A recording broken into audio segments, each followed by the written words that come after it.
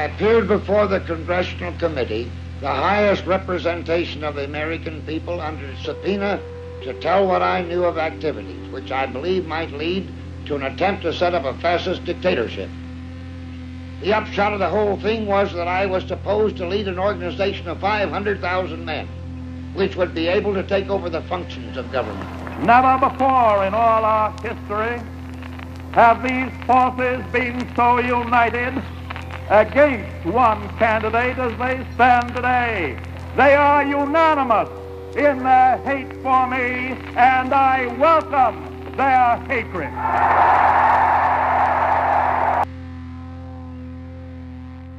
And CNN can now project that Barack Obama, 47 years old, will become the president-elect of the United States. We project he now has enough electoral votes, more than 270, more than enough to become the 44th president of the United States.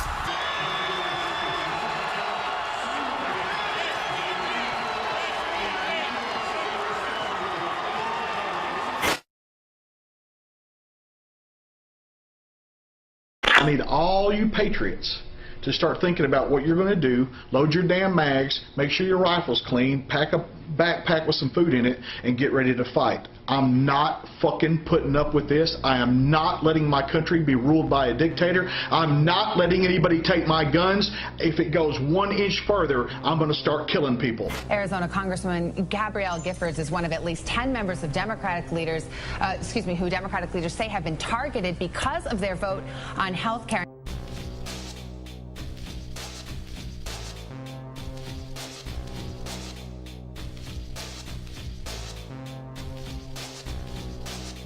We are cutting into our program with some breaking news. We're being told by various sources, both NPR as well as a local Tucson newspaper, that Arizona Congresswoman Gabrielle Giffords has been shot. The death of America will be socialized medicine. That is so clear because I came to this country looking for freedom, for the freedom to choose my own doctor, not for the government to tell me when to live and when to die. I live for America, I work for America, and I love this country, and I can't stand socialism, I can't stand communism. The only good communist is a dead communist. You want to say anything more? Thank you, sir. The only good communist is a dead communist! Yeah! The only good communist is a dead communist! Whenever I turn on the TV these days, I see one pundit or another telling me that both sides are responsible for the vitriol in this country and the violence that it has given rise to. That sounds so even-handed and objective, but it isn't. It's nonsense. Democrats and Republicans are not equally guilty for creating the climate that created the shooting in Arizona over the weekend. The Democrats got shot, they didn't do the shooting. I think there's a fairly large distinction. Some are now wondering whether the shooting was even political. Look, Jared Loughner is a grade A psycho, but just because he's psychotic doesn't mean it wasn't political. You know what he called it in his notes? An assassination. He shot a politician in the head. It was political. He reportedly shot Ms. Giffords, the Democrat, first in the face, one of the members of Congress, targeted by Sarah Palin last year, literally with crosshairs on their districts on her site. Reading through all of his materials, or the materials that are purported to be his, he sounds quite mad, out of his mind. But there is a thread through the material that really seems pretty clear, and that thread has to do with seeing the government as an enemy. The books you mentioned, there's a theme that runs through all of them, in particular the Ayn Rand book, the idea of the individual against the state. But there are ideas like the idea of the only legitimate currency being backed by gold and silver. You know, that's a core idea of the radical right in this country.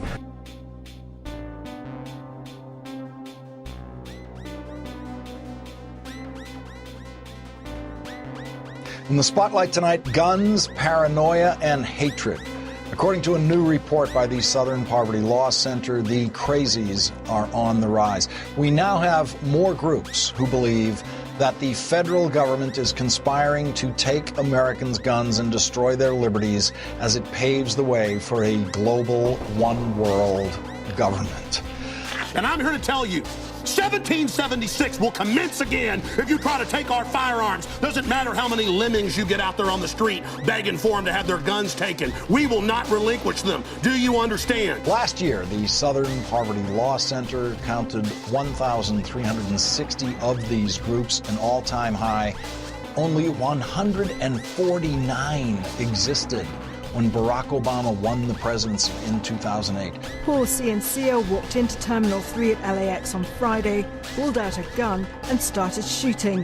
He injured several people, including 3 officers from the Transportation Security Agency. Our justice reporter, Evan Perez, has spoken to federal law enforcement official who says materials found on the shooting suspect did include a rant that appeared to reference that New World Order, as well as anti-TSA, anti-government claims. For people perhaps not familiar, New World Order is generally accepted to be a conspiracy theory where people believe that there are elites out there forming some sort of special authoritarian government. 9 members of a Michigan-based Christian militia group have been charged in connection with an alleged plot to spark a war against the federal government.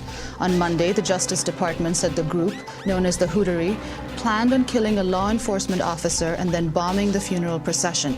According to the indictment, Hootery members hoped the funeral attack would weaken law enforcement morale ahead of a full-scale uprising against the government. Prosecutors say Hootery members have trained in weaponry and bomb-making since at least 2008. Video posted on YouTube shows armed Hootery members conducting military-like training exercises. The individuals in the videos are dressed in full combat gear and carry weapons. In one video, they burn the flag of the United Nations before hoisting their own flag in its place. Part of the group's website reads, quote, "Jesus wanted us to be ready to defend ourselves using the sword."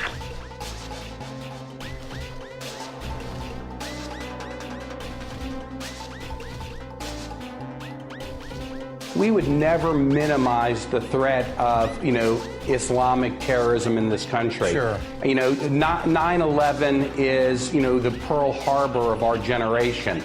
At the same time, there have been many more right-wing plots than there have been Islamic plots since that period of time.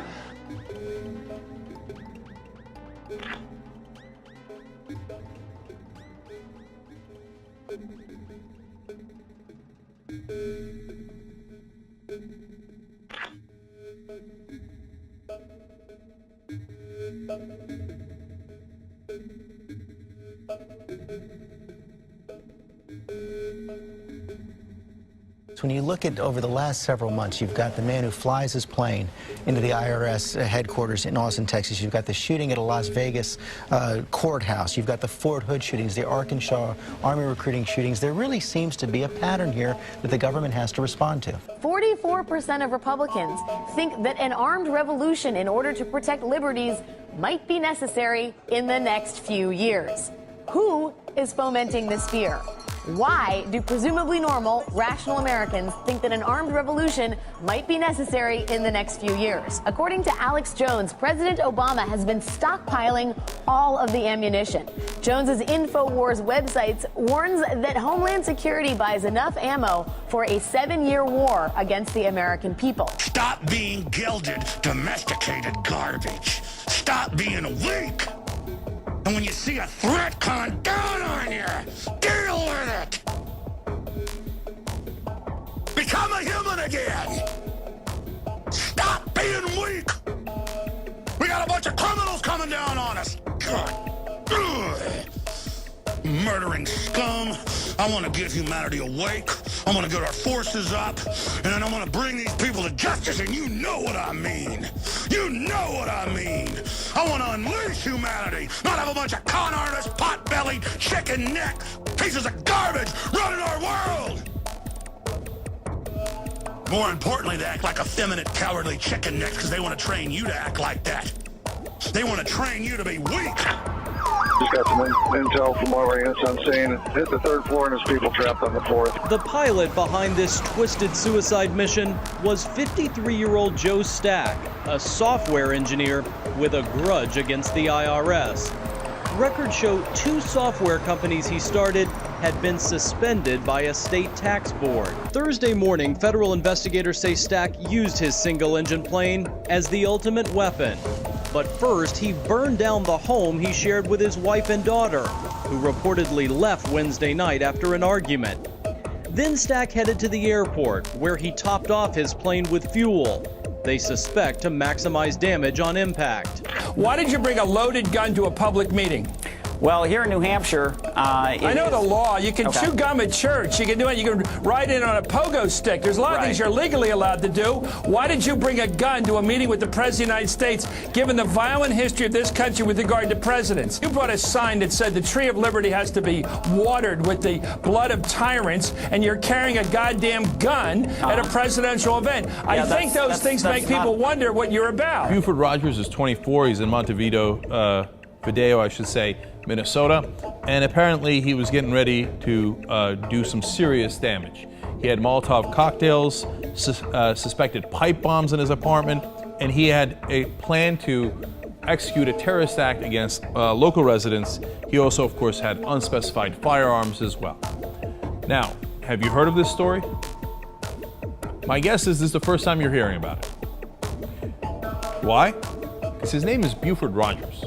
Do you think if his name was Mohammed Abdullah and we found pipe bombs and Molotov cocktails and a plan to execute a terrorist bombings, etc. in Minnesota, that wouldn't be on CNN 24 hours a day right now? Another Muslim terrorist! First Boston, now in Minnesota. Oh, thank God we caught him in time. He had these bombs. He was going to a Muslim. Tonight, a story about a group of Americans you've likely never heard of. They're called sovereign citizens. Many don't pay taxes, carry a driver's license, or hold a social security card. They have little regard for the police or the courts. Some have become violent. The FBI lists them among the nation's top domestic terror threats. By some estimates, there are as many as 300,000 sovereign citizens in the U.S., and with the sluggish economy and mortgage mess, their ranks are growing. It's just the kind of movement that attracts people like Jerry Kane, a divorced, out-of-work truck driver from Ohio. As a sovereign citizen, Kane didn't carry a driver's license. His car was registered to a bogus charity. Traffic stops led to arrests. And with each one, Jerry Kane's anger towards authority deepened. I don't want to have to kill anybody. But if they keep messing with me, that's what it's going to have to come out. That's what it's going to come down to, is I'm going to have to kill. And if I have to kill one, then I'm not going to be able to stop. Absorbing it all was Kane's 16-year-old son, Joe, homeschooled and raised on sovereign ideology. Who all here has been to school? Long time. Joe's on. So you know what it means when I say take one and pass it back? Yeah. May 20th, 2010, the Kane's minivan was pulled over on I-40 by two West Memphis, Arkansas police officers. A dashboard camera captured what happened next. Kane got out of the van. He appeared argumentative. Instead of a license, he handed over a document declaring his sovereignty. The officers seemed confused by it. Then, a scuffle. Young Joe Kane jumped from the van and began firing an AK-47. 58 seconds later, as the Kanes prepared to flee, the teenager fired 4 more times. A truck driver called 911. Hello, 1-1, where is your emergency? Exit 275 on 40. These guys just shot a police officer right on the exit. I heard a call go out on my radio. 2 officers down at the mile marker 275. West Memphis Police Chief Bob Powder, that's him in the white shirt, was among the first to arrive. One officer lay motionless on the roadway. A second was in a ditch. Fellow cops came to his aid. And as I started up the incline, a sergeant was there, and he stopped me. He said, "Chief, please don't go up there." I said, "Is it Brandon?" He said, "Yes." Brandon is Sergeant Brandon Powder, the chief's 39-year-old son. We as law enforcement officers need to recognize this very real threat so we can protect ourselves. And maybe if Brandon and Bill had been able to recognize the warning signs of sovereign beliefs, they'd be alive today. This morning, police are investigating the home of a man with anti-government views who allegedly launched a full-frontal, heavily armed assault on a courthouse in Georgia. Yeah, the video is frightening, and this morning a deputy is being hailed as a hero for stopping the gunman before he could carry out his twisted plot. They say the gunman was Dennis Marks, a self-described sovereign citizen who hated the government and was due in court Friday to answer drug and weapons charges. Police say he shot Deputy Daniel Rush, who was working outside, and the deputy shot back, a decision that saved everyone in the busy courthouse. Police say Marks was carrying an assault rifle, tear gas, pepper spray, 2 handguns, a bomb, and flex ties that he planned to use to restrain people. They later found 4 explosive devices at his home. Authorities have charged David Allen Brucci, age 42, and Devon Campbell Newman, age 67, with attempted murder. Investigators say both planned to follow police cars. Then, if an officer made a traffic stop, the two would take the policeman away to be tied up and ultimately killed. The charges say they were members of a radical extremist group that does not believe police have any legitimate power. I feel that they are going far beyond what the Constitution allows. I'm in jail because the government with undercover agents wants me here. Authorities say an undercover policeman took them to a house where they began building their own jail. They're said to be members of the Sovereign Citizens movement, whose members have been known to kill police before. Authorities in Alaska say they have arrested 5 people for allegedly plotting to kill multiple Alaska state troopers and a federal judge. One of the suspects is this man, Francis Schaefer Cox, the founder and leader of an Alaska militia group. He is a former candidate for the Alaska state legislature, and he is an outspoken guns advocate. Fairbanks police chief said that the arrests yesterday targeted members of the Sovereign Citizens movement. It's described by the FBI as a domestic terrorist movement. So-called sovereign citizens are anti-government extremists who believe they're not subject to federal, state, or local laws. And many of them preach violent resistance to any form of governmental authority. Scott Roeder, who killed abortion provider Dr. George Tiller in 2009, he was linked to the Sovereign Citizens movement, as was Oklahoma City bomber Timothy McVeigh's associate Terry Nichols. We've had cops killed, cops shot at, homes taken over, all kinds of crazy paperwork filed against government officials demanding huge sums of money by these folks, and they are just proliferating throughout the United States, just like the number of these so-called patriot groups are. We're up to 1,360 of them as of our most recent count. So this is pretty serious, and it's all happened in the era of Obama. The rises began right when he was elected and it's been skyrocketing ever since, from about 140 groups at that time. I got to ask you a question. I do not I can't trust Obama. I have read about him, and he's an Arab. He is not. No. But what I need from you is to know what you can do, you and your fellow non-communist colleagues in the lower house, what you can do to stop these communist tyrannical executive orders laid down by this foreign-born, American-hating communist despot. What can you do for him? Obama, he's not president as far as I'm concerned. He should be executed. And you come back, you really Look, everybody knows the lawlessness of this president. He picks and chooses which laws he's going to enforce or not enforce. He does it by decree. The congressman is told the president should be executed, and he says nothing. Because I couldn't believe it was just in public view like that. So. Carl Norman is talking about this sign in which we blurred out the racial slur. He drove by it Saturday on Highway 120 in Paulding County. The sign in front of the Georgia Peach Oyster Bar details the owner doesn't support Barack Obama in the White House, but uses the N-word to refer to the president. This world is supposed to be a peaceful world, not a world with hatred. And this shouldn't be here today. He needs to wake up and realize it's 2012. I have obviously failed to galvanize and prod, if not shame, enough Americans to be ever vigilant not to let a Chicago communist-raised, communist-educated, communist-nurtured, subhuman mongrel like the Acorn community organizer gangster Barack Hussein Obama to weasel his way into the top office of authority in the United States of America. Thank you, Ted Nugent, a fighter for freedom in this country. Barack Obama becomes the president in November again. I will either be dead or in jail by this time next year. Quote, another 4 years of this N-word. Maybe he'll get assassinated this term. He's done absolutely nothing for this country. It's quickly made the rounds on Facebook, and while Denise Helms removed it from her wall, she's not about to apologize.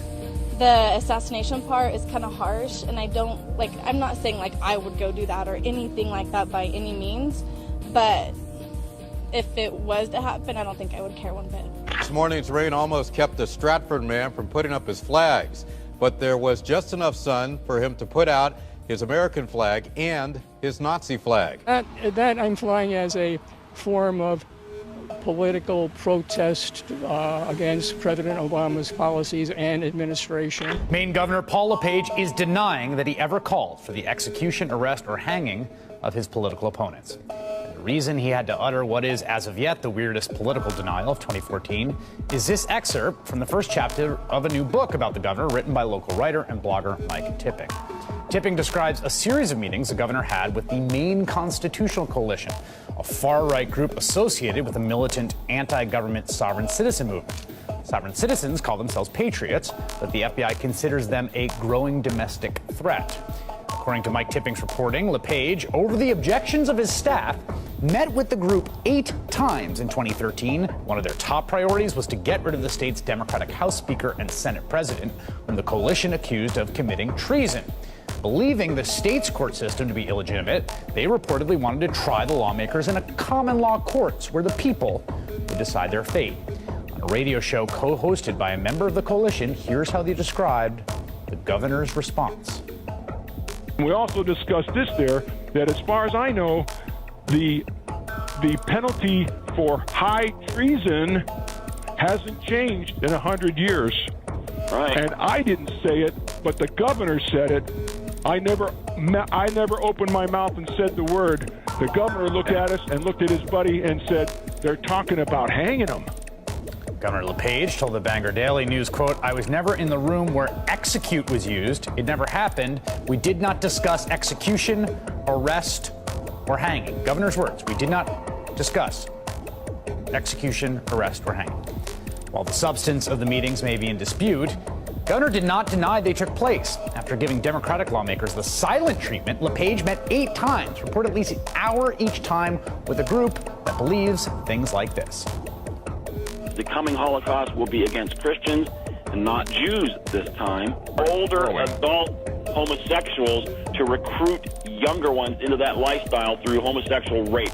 It happens all the time. There's lots of triggers that these MK-Ultra monarch mind slave controllers use to trigger their mind-controlled subjects to do their bidding. And one of those is the song Over the Rainbow. The TSA is the Gestapo.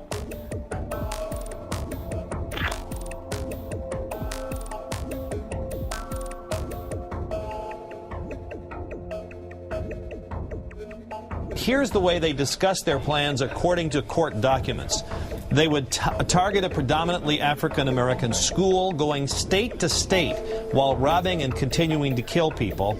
Then they said, using a high-powered rifle, they would get in a car and drive as fast as they could toward Barack Obama while trying to shoot at him from the car windows, all while wearing white tuxedos and top hats.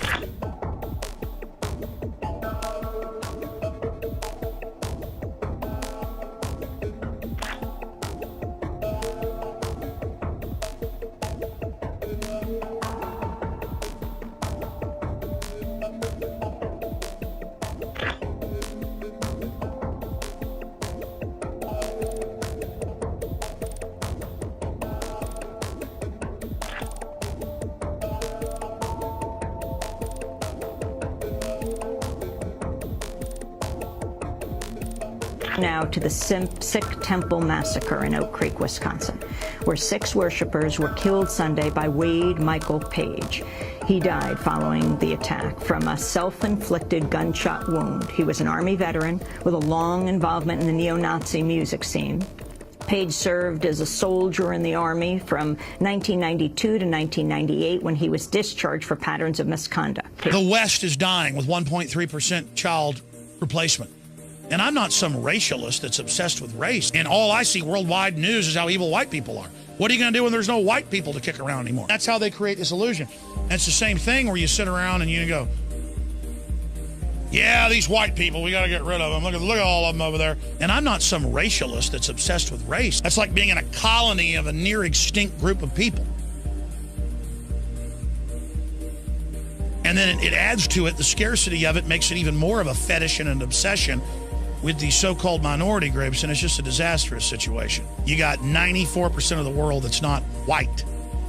And you've got this obsession by the whites about being white and by everybody else about whites. And you just add all the ethnic problems to that go with that. And I'm not some racialist that's obsessed with race. And whites have been so conditioned to be politically correct that they could say, go jump off a cliff, white person, or you're racist. The average white person would probably jump off a cliff, even with their newborn baby, if ordered to do so by Rachel Maddow or Ed Schultz. I think if I told the average Democratic trendy, stab your child with a butcher knife to prove that you love Obama, they would probably do it. I'm not joking. I want him to be discredited and politically destroyed. An American idea is brought forward again, but I'll tell you one thing. I've got every right to destroy the image of the so-called emperor, and I'll do it anytime I please. You understand that, you scumbag New World Order filth? All of you will learn to serve the collectivization. Because it's liberal. As I double the funding for forced abortions in China and Africa, as we move forward with the sterilization via Gardasil in Mexico, I will be praised by all the minority organizations and groups because we fund them from the start. One by one, he attacked each minority and he split them off one from the other. These men were all fellow Germans when they came here today. Now they were split into rival groups, suspicious of each other, hating each other. They were being swindled, all of them. But the man who was really being fooled was Hans. He was pure German, according to Nazi standards. To him they promised everything, and he fell for it. We begin tonight with the shocking shooting this afternoon at the Holocaust Memorial Museum in Washington, D.C. Authorities say the shooter was James von Brunn, an 88-year-old vocally anti-Semitic white supremacist, an ex-convict who is well known both to the authorities and to those who track the white supremacist movement specifically. He reportedly walked into the museum just before 1 o'clock this afternoon Eastern Time and opened fire in the entryway to the museum. Security guards apparently returned fire and critically injured Mr. von Brunn, but not before a shot of his fatally wounded Stephen Tyrone Johns, a security guard who had worked at the museum for 6 years. Mr. Johns was pronounced dead at a hospital hours after the shooting. Here is the grist underlying the Jews' goal to rule the world, to garner its wealth and enslave the Gentiles. It is the Luciferian credo that is changing the United States into an Illuminati-controlled non-white nation, soon to become part of one mongrel world. This idea of evil globalists goes way, way, way back to the League of Nations and even before. So this is an idea that's been extant on the radical right in the United States, at least, for a century or more. We know we're under attack! We know it! We're breaking the conditioning! We're coming for you, globalist! Coming for you! Coming for you! We know what you're doing! Sorry. Just get fired up when I think about what they're doing to us and how I want to resist them and how easy they are to defeat.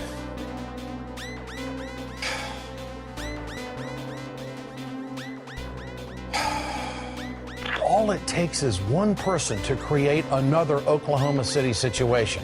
Take James Cummings before Cummings was killed in a domestic violence altercation in 2008. He was preparing an attack on newly elected President Obama with what? A dirty bomb. The Center for Disease Control says Cummings is the first American to come close to assembling the elements of a fully radioactive dirty bomb. We also know that James von Brunn was convicted of attempted armed kidnapping, among other things, after a 1981 incident in which he was caught inside the Federal Reserve Board headquarters carrying a revolver, a sawed-off shotgun, and a knife. Mr. von Brunn said that he was trying to place members of the Federal Reserve Board under citizen's arrest for treason. Turns out that a well-known white supremacist and former Ku Klux Klan leader is the man accused of shooting and killing 3 people in the heart of a Jewish community in Overland Park, Kansas, near Kansas City, on the eve of Passover. He's 73-year-old Frazier Glenn Cross. He'll be in court today, accused of opening fire with a shotgun and possibly having a handgun and an assault rifle as well. A local doctor and his 14-year-old grandson, an Eagle Scout, both killed at the Jewish Community Center. Police then say that Cross drove nearby to the Village Shalom retirement community, killing a woman whose name hasn't been released. The suspect was arrested at a local elementary school and can be clearly heard yelling hate language from the back of the police car. Listen carefully. If I had my way, they'd all be in jail right now for treason, if not hung from a sturdy oak tree. Were Jews dominate, own virtually every one of them. Ron Paul is the only independent politician representative in Washington. Do you think the U.S. would be better off today if Hitler had succeeded? Oh, absolutely. The whole world would. Wow. Not only white people, but the entire Gentile population of the world. We tangled with Glenn Miller in a serious way back in the 1980s. We sued his original group, the Carolina Knights of the Ku Klux Klan. He was state leader of that group. He later broke the consent agreement that we reached with him. He went on the lam, became a fugitive after the feds discovered that he was amassing weapons stolen from the military, and also planning to assassinate the founder of the Southern Poverty Law Center, Morris Dees. You know, it was just April of this year when the Extremism and Radicalization branch of the Department of Homeland Security's Threat Analysis Division released its report on potential threats from right-wing extremists. This followed a similar group about left-wing extremists, but conservatives nevertheless went nuts over that report. They demanded that it be retracted, which it was, and they demanded that Secretary Janet Napolitano apologize for it, which she did. As recently as last week, Secretary Napolitano was called before the House Homeland Security Committee, and ranking Republican Peter King demanded that she further apologize for that report. The number 3 House Republican, Steve Scalise, is fighting for his political life after admitting he addressed a conference of neo-Nazis and white supremacists back in 2002 while a Louisiana state senator. That conference was sponsored by the European American Unity and Rights Organization, or EURO, a hate group founded by former KKK leader and the nation's most famous white supremacist, David Duke. State Representative Steve Scalise said he embraces many of the same conservative views as Duke, but is far more viable. Quote, "The novelty of David Duke has worn off," said Scalise.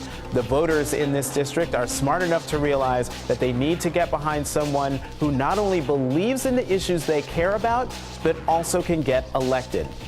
Duke has proven that he can't get elected, and that's the first and most important thing. To me, it is simply beyond the realm of belief that a Louisiana-based politician with national aspirations like Steve Scalise could not know who David Duke was when Duke ran for governor of that state and came perilously close to winning in 1991, was always in the news there, as was his organization, Euro. Ron Paul has been getting a lot of heat lately over some old newsletters from the 80s and 90s where they had written some terrible stuff in those Ron Paul newsletters. Let me just give you an example here. Order was only restored in L.A., they said, after the Rodney King riots, when it came time for the blacks to pick up their welfare checks. That's atrocious. We've shown you 18 different atrocious quotes. I'll give you one more if you haven't seen it before. It said, opinion polls consistently show only about 5% of blacks have sensible political opinions. Now, these are disastrous, but Ron Paul has said, hey, look, I didn't know that this was in my newsletters, even though the newsletters are named after him. He said, I didn't even read these things or even know about it for 10 years afterwards. Well, the problem is, here he is on tape in 1995 talking about those same newsletters. I also do an investment letter. It's called the Ron Paul Survival Report. I put that out on a monthly basis, which is a goal-oriented newsletter, but it's also expressing concern about surviving in this age of big government. Well, that has, of course, cost him some supporters, but it's also gained him some supporters. And one of those supporters is apparently Stormfront, which bills itself as white pride worldwide. a blog poster now, not the guy who runs it, but a poster on the website said the reason that he supports Ron Paul is because he opposes Jewish supremacists, the Fed control of the money supply, and because he opposes Americans engaging wars for Israel rather than America's interests. That is unfortunate. But actually the director, Don Black, said, "We understand that Paul is not a white nationalist, but most of our people support him because of his stand on the issues." A new report released from the Southern Poverty Law Center made the chilling finding that there is more to fear than just hateful comments on the internet's largest white supremacist forum. The report, titled White Homicide Worldwide, found that users of stormfront.org, which I was talking about in the last block, which advocates a white power ideology, have been responsible for nearly 100 murders in the last 5 years. The report's findings also connected Stormfront users to a disproportionate amount of some of the most deadly hate crimes and mass killings since the site's founding in 1995. The hate groups that we identify are groups that vilify entire groups based on their race, their religion, sexual orientation, or the like. The kind of anti-government, the radical anti-government groups that we watch are ones who believe in a variety of wild conspiracy theories, New World Order, that kind of stuff. There is some overlap because many of those ideas, the New World Order ideas and whatnot, came out of a racist background, the posse comitatus, the notion that, the federal government is illegitimate. A lot of anti-Semitism coursed through that. Death, death, death. Hey, don't worry, the bankers are going to take everything you got, cops. You think you can just deal death on us and deal pain on us? You don't think there aren't bigger devils above you in the New World Order that'll have their way with you? You think you're safe from evil? And now they love it. They can abuse and beat up everybody and nobody can stop them. Nobody can stop them. They're having their way with America. They want our guns. And if you're not with them, cops and military, then you will declare that you're with the Republic now. And don't tell me that I'm a weirdo because I'm upset about this, and I should only go get upset about my favorite football team winning or losing. Listen, I know what tyranny means. I know the bankers are putting poison in our food and water. I know the bankers have stolen $8.5 trillion. I know we're under War Powers Act. I know they're hurting us. I know they're carrying out New World Order. I know they staged those terror attacks. You know what it's like to gut up to this and go out every day and go past the peer pressure and come out day one and say 9/11 was an inside job and lose most of the radio stations I was on. You know what it's like to go to sleep every night knowing you work for a bunch of psychotic killers and you bastards are probably going to end up killing me one day. You know what it's like knowing you've ruined my life. You know what it's like, you sons of bitches. I'm tired of your crap. You commit evil, you're part of an evil system, and we're standing up against you. And the Republic is going to defeat you in the end. Richard Pawlowski was waiting at the window, armed and wearing a bulletproof vest. He opened fire with a high-powered rifle and an AK-47. 5 Pittsburgh officers were shot, 3 of them killed. He always said that if anyone tried to take his firearms, he was going to stand by what his forefathers told him to do and defend himself. And I guess he went about it the wrong way.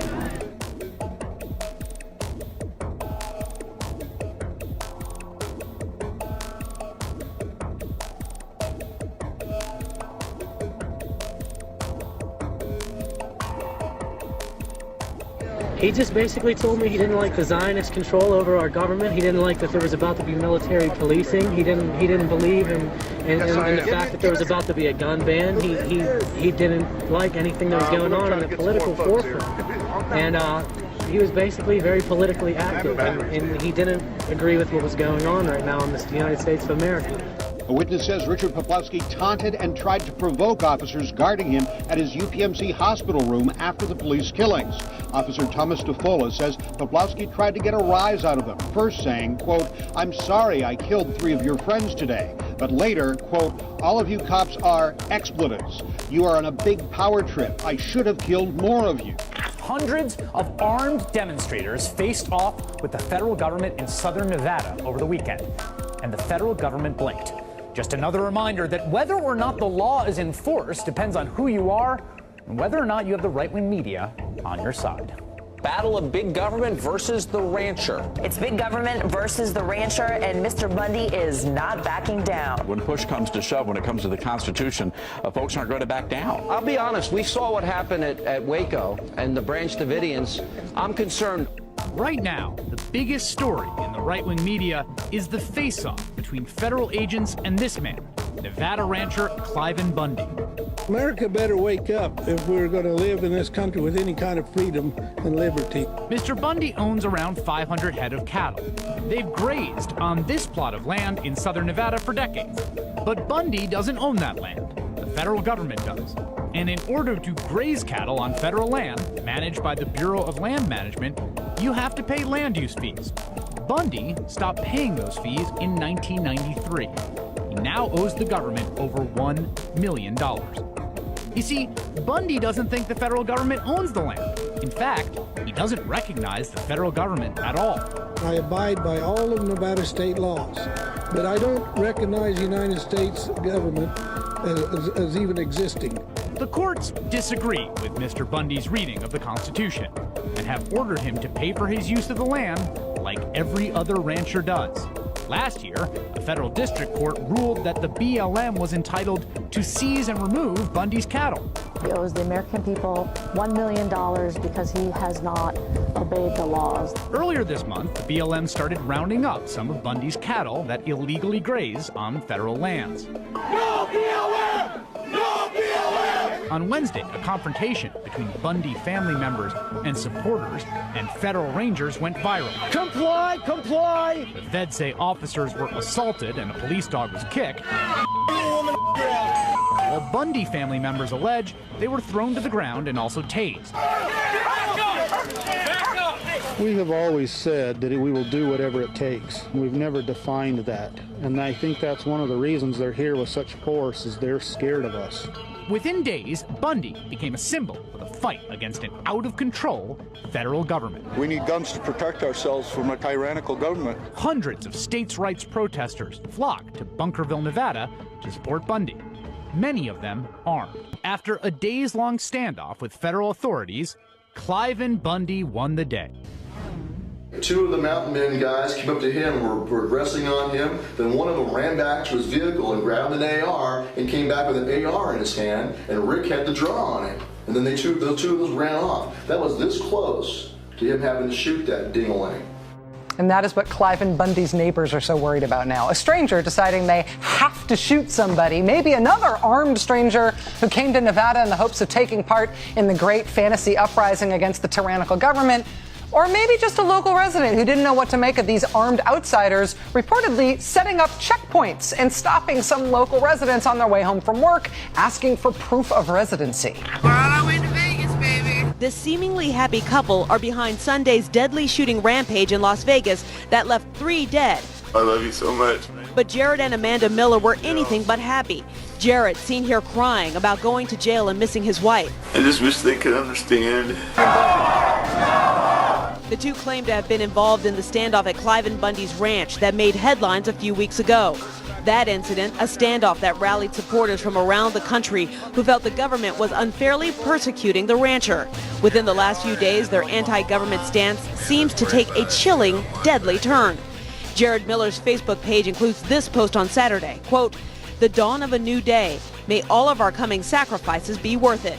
There's no doubt that the suspects have some apparent ideology that's along the lines of militia and white supremacists. Sunday morning, their plan becomes clear. It begins at this pizza place about 10 miles from the Vegas Strip. Witnesses hear the Millers declare a revolution and begin shooting. They had a backpack and I saw their gun in their hand, and he just told me to tell the cops that it was a revolution. The first 2 victims, police officers killed at point-blank range. 41-year-old Alan Beck and 31-year-old Igor Saldo each leave behind wives and young children. The suspects pulled the officers out of the booth and onto the ground, where they placed a Gadsden flag, which is a "Don't Tread on Me" yellow flag on the body of Officer Beck. They also threw a swastika on top of his body. At that point, Mr. Jared Miller then pinned a note to Officer Saldo that basically stated that this is the beginning of the revolution. Now to that massive manhunt for the gunman who ambushed state troopers at a police barracks in Pennsylvania, killing one, wounding another. Police identifying the suspect as 31-year-old Eric Matthew Frayne, an armed survivalist who they say was planning on committing mass murder. Pennsylvania Police Commissioner Frank Noonan describes him as a man with a mean streak who who had separatist leanings, a love for guns, and a hatred of law enforcement. Larry Steve McWilliams is the terrorist who went on a shooting spree last weekend in downtown Austin, Texas. And news broke today that, in fact, he's a Christian terrorist. He's part of a Christian identity movement known as the Phineas Priesthood. This is a group that I've never heard of until today. They're described as, quote, a Christian identity cult originating in the Pacific Northwest that opposes interracial relationships, homosexuality, and excessive taxation. It gets its name from the biblical figure Phineas, who executed an Israelite man who was having sexual relations with an idolatrous Midianite woman. So Raw Story explains, quote, there are no meetings and membership only entails adopting and acting upon its beliefs, which include murdering gays, interracial couples, and abortion doctors. For example, in the 1990s, 3 men in Portland were arrested after robbing banks and bombing the Spokesman Review newspaper. So the beliefs of this terrorist group are laid out in a book called Vigilantes of Christendom, which says the following. As the kamikaze is to the Japanese, so the Phineas priest is to Christendom. Whoa. So here we have, pretty plainly, a Christian version of Al-Qaeda. We have Christian terrorists who say, yes, no, that's what we stand for. We stand for murdering gay people, murdering interracial couples, murdering abortion doctors, and fighting for Christianity, literally. Liberals in power are a threat to Western civilization. While they're ruthless in pursuit of power, they are weak in the face of evil. And their compassion for evildoers defies sanity. That applies to liberals here, liberals across the pond, liberals in every corner of the world. On a steamy Sunday morning in July, a man armed with a 12-gauge shotgun burst into this church in Knoxville, Tennessee, and opened fire. Seconds later, 1 person lay dead, another mortally wounded, and 6 injured. The man who walked into this sanctuary on July 27th was armed with a gun, but he was also armed with hatred. Members of the congregation wrestled a 58-year-old unemployed truck driver named Jim David Atkinson to the floor and held him until police came. At first, it seemed like just another inexplicable outburst of violence, until a police news conference the next day. It appears that what brought him to this horrible event was his lack of being able to obtain a job, his frustration over that, and his stated hatred for the liberal movement. Why did Atkinson hate the liberal movement? Police said that he told them that all liberals should be killed because they were ruining the country, and that he felt that the Democrats had tied his country's hands in the war on terror and ruined every institution in America. Police said that Atkinson had targeted the Unitarian Universalist Church because of its liberal teachings.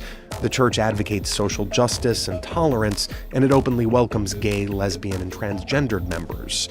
According to police, Atkinson said that because he could not get to the leaders of the liberal movement, that he would target those that had voted them into office. Totally dehumanized us. The members of our church were not human to him. Where did he get that? Where did he get that sense that we were not human? Bice admits that no one knows for sure, and says that Atkinson alone is responsible for the shootings. But he keeps thinking about some books that police found in Atkinson's apartment. Books by popular right-wing talk radio personalities who berate and denigrate liberals. One of the books police found in Atkinson's apartment was Michael Savage's Liberalism is a Mental Disorder. In it, Savage calls liberals the enemy within our country, an enemy more dangerous than Hitler, traitors who are dangerous to your survival and who should be placed in a straitjacket. Political liberals aren't the only targets of Savage's wrath. Back when he had a cable TV show, he bashed gay men. So you're one of those sodomites. Yeah. Are you a sodomite? Yes, I am. Oh, you're one of the sodomites. You should only get AIDS and die, you pig. How's that? Why don't you see if you can sue me, you pig? You got nothing better than to put me down, you piece of garbage? You got nothing to do today? Go eat a sausage and choke on it. Get trichinosis. I've seen what this kind of talk can do. I saw it in Berlin. What were you doing there? I was a professor at the university. I heard the same words we have heard today. But I was a fool then. I thought Nazis were crazy people, stupid fanatics. But unfortunately, it was not so. You see, they knew that they were not strong enough to conquer a unified country. So they split Germany into small groups. They used prejudice as a practical weapon to cripple the nation.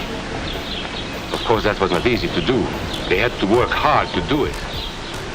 You see, we human beings are not born with prejudices. Always they are made for us, made by someone who wants something. Remember that when you hear this kind of talk. Beck, for instance, fantasized about murdering a liberal filmmaker.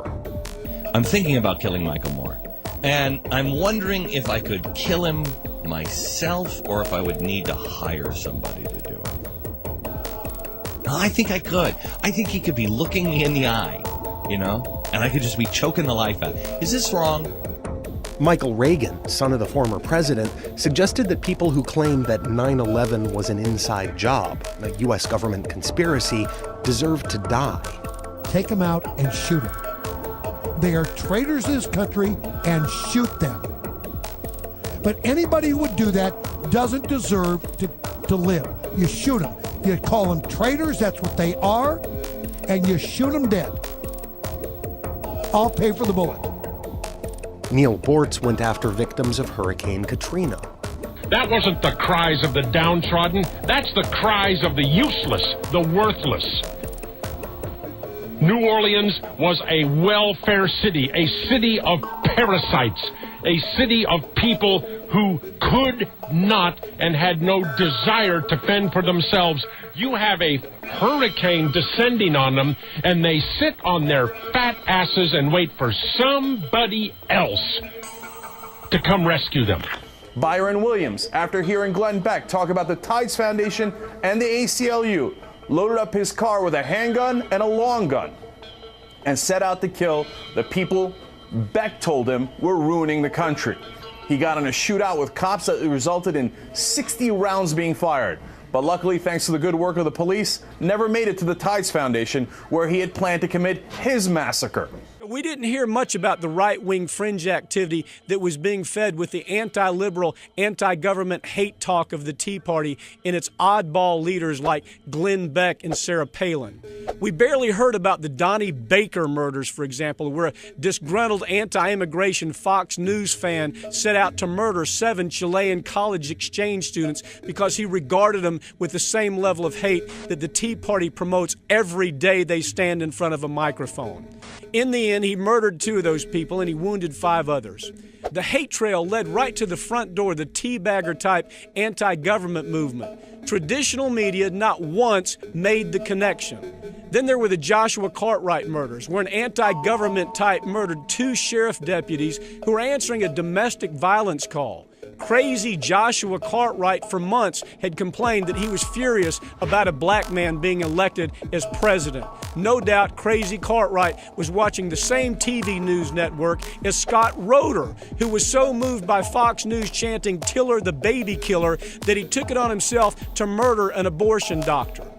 Traditional media apparently thought it was bad form to offend Roger Ailes and state the obvious about the effects of right-wing hate talk, so we barely heard a whisper about any of that. But today, that anti-abortion nut Roeder is publicly regarded as a conservative icon by the same crowd who threw bricks into liberal congressmen's windows during a Washington teabag rally. Or maybe you remember the anti-government, anti-tax crazy old curmudgeon who flew his airplane into an IRS building. He hoped to kill as many people as possible because he believed his constitutional rights were violated because he paid 35% income tax. Does that sound familiar? Traditional media segment producers never took the time to show the connection between the teabagger-driven anti-government hate talk and the homicidal old man who was willing to kill people over what he believed was his constitutional rights. Too much work, too much time, too much digging was needed to really connect the dots. Whether it's Sarah Palin screaming reload while she paints sniper scopes on the heads of liberals, or whether it's teabagger darling Sharon Angle telling us that Second Amendment gun remedies are the only solution to government and liberals. Here's Rush Limbaugh, quote, "I tell people, don't kill all the liberals. Leave enough so we can have 2 on every campus, living fossils, so we will never forget what these people stood for." This was what Sharon Angle said while running against the then Senate Majority Leader last fall. Quote, "If this Congress keeps going the way it is, people are really looking forward to those Second Amendment remedies and saying, my goodness, what can we do to turn this country around? I'll tell you, the first thing we need to do is to take Harry Reid out." And then here's Michelle Bachmann, the congressional darling of the far right. Quote, "I want people in Minnesota armed and dangerous on this issue of the energy tax because we need to fight back. Thomas Jefferson told us having a revolution every now and then is a good thing. And the people, we the people, are going to have to fight back hard if we're not going to lose our country." The Donnie Bakers and the Joshua Cartwrights of the world are intently listening to the screaming airways. Not the screaming that sells automobiles, but the screaming that encourages dull-witted, troubled personalities to commit murder. There's a new book on the market entitled The Eliminationist: How Hate Talk Radicalized the American Right. It's a book that helps us understand the connections between conservative media messaging and hate crime. Xenophobe, homophobe, demophobe, Obamaphobe, taxphobe, choicephobe. Name the fear, and you can match it up with some right-wing TV or radio talent pandering to the most terrified, simpleton, and impressionable minds in his audience. And the memory that comes to my mind, again, I don't want to press the analogy too hard, but I think it's worth thinking about, is late Weimar Germany. There were people with real grievances. The Nazis gave them an answer. It's the fault of the Jews and the Bolsheviks, and we got to protect ourselves from them. And that'll take care of your grievances. And we know what happened. Germany in the 1920s was the most civilized, the peak of Western civilization in the arts and the sciences, highly democratic, functioning democratic institutions. A decade later, it was the pits of human history. Again, the analogy is it's not close, but it's frightening.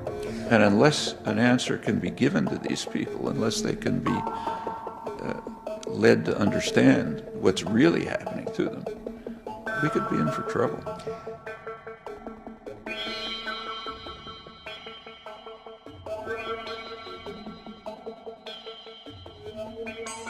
I think we should have more visits with our friend. Obama took his mask off. He ripped the pieces aside, and there was the New World Order technocrats who want to fight racism behind it.